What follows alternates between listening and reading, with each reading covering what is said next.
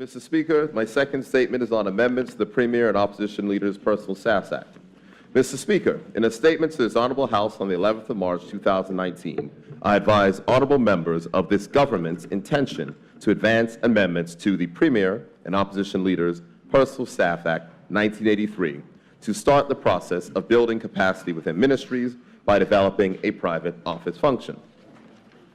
Honorable members will recall my reference to the recommendations of the SAGE Commission and the 2011 Civil Service Review, which recommended the creation of a ministerial private office to, and I quote, relieve permanent secretaries of the day-to-day tasks associated with ministers' needs, end quote. Mr. Speaker, I am therefore pleased to advise this Honorable House and the public that I will today introduce the promised amendments to the Act. And reflecting the change we have made, the Act will now be known as the Premier, Ministers, and Opposition Leaders Personal Staffs Act 2019. Mr. Speaker, in an era where phrases like openness and transparency are used more as weapons than a genuine encouragement of best practice, this government has determined to demystify the appointments and terms of service of those men and women who bring to bear their talent and expertise in support of ministers and their policy objectives.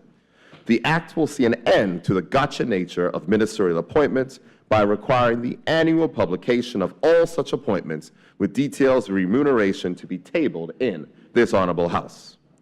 By codifying these appointments in terms that mirror the Ministerial Code of Conduct, this government is providing the initiative required to move our political discourse beyond the small politics that so often distract us from the very important issues of true significance to the people of Bermuda. Mr. Speaker, Bermuda is a complex society with a delicate economy and is facing equally complex issues around economic diversification, social change, and building a fairer society. We must ensure that ministers of this and future governments can call upon the expertise and support required to properly discharge their responsibilities as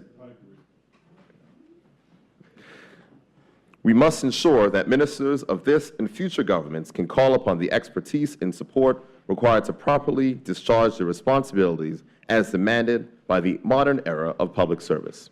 Thank you, Mr. Speaker.